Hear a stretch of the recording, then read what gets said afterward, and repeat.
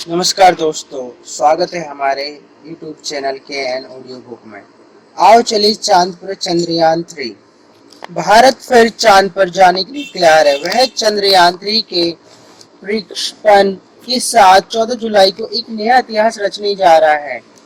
अंतरिक्ष विज्ञान के क्षेत्र में यह एक बहुत बड़ी और साहसिक पहल है, क्योंकि भारत एक रोबोटिक उपकरण चांद के उस हिस्से में उतारेगा जहां अभी तक कोई देश नहीं पहुंचा है। जाहिर है, दुनिया की निगाह चंद्रयान 3 पर टिक गई है। भारत की यह कामयाबी वैश्विक अंतरिक्ष विज्ञान को रास्ता दिखाएगी। इंसान के मन में चांद को जानने की ललक बहुत पुरानी है। इसलिए जब 1960 के दशक में अमेरिका और सोवियत संघ में अंतरिक्ष कार्यक्रम की शुरुआत हुई, तो सबसे पहले चांद पर अभियान भेजे गए। शुरुआती दौर में हालांकि अमेरिका और सोवियत संघ ने ही ज्यादातर चंद्र अभियान चलाए, लेकिन पिछले 65 सालों के दौरान भारत समेत 11 देश ने कुल 144 चंद्र अभियान शुरू किए, जिनमें से 49 ही विफल रहे हैं। चूंकि चंद्रमा के बारे में अभी भी वैज्ञानिक जानकारी महज 1% ही मिल पाई है, इसलिए नए अभियान भेजने का सिलसिला जारी है। इस सिलसिले में भारत का चंद्रयान 3 अभियान बेहद महत्वपूर्ण है। इस अभियान के जरिए भारत एक रोबोटिक उपकरण रोवर को चंद्रमा की सतह पर उतारेगा और वह 14 दिनों तक वह जानकारी एकत्र करेगा। श्रीहरिकोटा स्थित सतीश धवन अंतरिक्ष केंद्र से 14 जुलाई को चंद्रयान 3 का प्रक्षेपण लॉन्च व्हीकल मार्क 3 के जरिए किया जाएगा। करीब 45 से 48 दिनों का सफर पूरा करने के बाद 23 से 24 अगस्त के बीच चंद्रयान 3 से लैंडर के जरिए रोवर को चांद पर उतारा जाएगा। इसके साथ ही चांद पर पहुंचने वाला भारत दुनिया का चौथा देश बन जाएगा। पहले 3 देश अमेरिका, रूस और चीन है। बहुत खास है यह अभियान। भारत का चंद्र अभियान कई मायने में महत्वपूर्ण है। चंद्रयान 3 के जरिए रोवर को चांद पर ऐसे स्थान पर उतारा जा रहा है जहां अब तक किसी भी देश का कोई अभियान नहीं पहुंचा। भारतीय रोवर चंद्रमा के दक्षिणी ध्रुव में उतरेगा। इस हिस्से को चंद्रमा का सबसे विचित्र और विषम भौगोलिक क्षेत्र माना जाता है। दरअसल दक्षिणी ध्रुव पर सूर्य की रोशनी सीधे पड़ती है, जिसके चलते यह सबसे गर्म हिस्सा माना जाता है तथा यहाँ तापमान 44 डिग्री तक होने की संभावना है।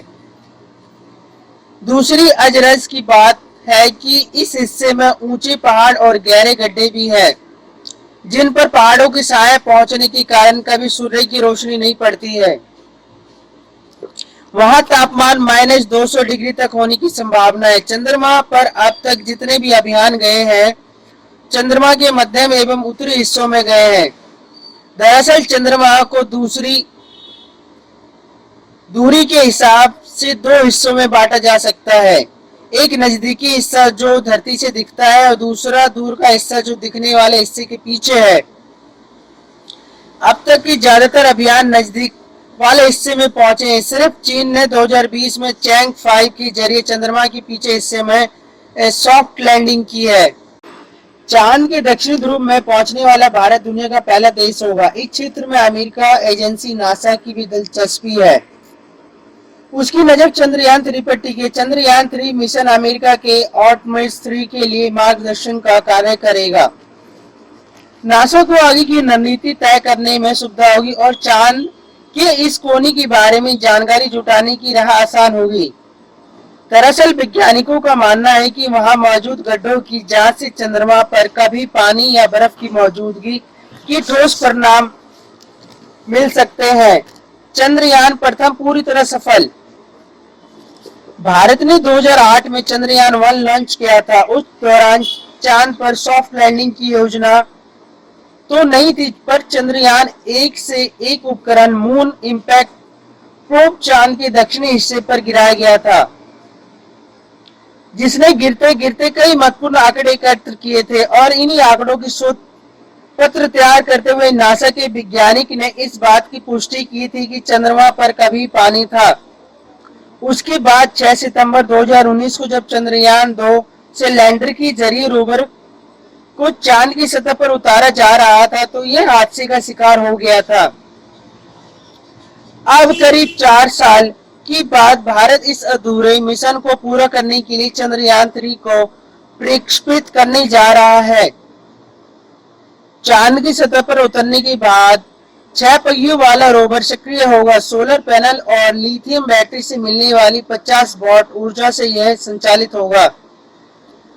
वह चंद्रमा की सतह पर घूम घूम कर भूमि और चट्टानों के आंकड़े एकत्र करेगा। रोवर के आंकड़े लैंडर को जाएंगे और लैंडर वह propulsion dual Indian deep space network से जुड़े रहेंगे, जहां से उन्हें नियंत्रित भी किया जा सकेगा। IDN SN कर्नाटक की वयाललू में स्थित है। यहीं से उपग्रह को नियंत्रित किया जाता है और आंकड़े हासिल किए जाते हैं। यहाँ से देश ही नहीं दुनिया को भी खुशखबरी का इंतजार है। मिली सफलता तो चंद्रमा पर और मजबूत होगा भारत का दावा।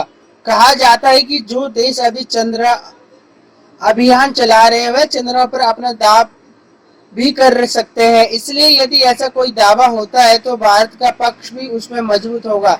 जिस प्रकार अंटार्कटिक में भारत मजबूती के साथ अपनी उपस्थिति दर्ज कराए हुए, इसके अलावा भारत ने अंतरिक्ष क्षेत्र में कई सुधार किए और जब वह सफल होगा तो देश को मजबूती मिलेगी। उसकी सार्वजनिक निजी भागीदार PPP के लिए खोला है। निजी क्षेत्र को उपग्रह लॉन्च करने, लॉन्चिंग सुविधा स्थापित करने तक के अवसर दिए जा रहे हैं। इससे आने वाले वर्षों में भारत का अंतरिक्ष क्षेत्र का कारोबार $1 खबर अमेरिकी डॉलर तक पहुंच सकता है। इससे रोजगार के अवसर पैदा होंगे।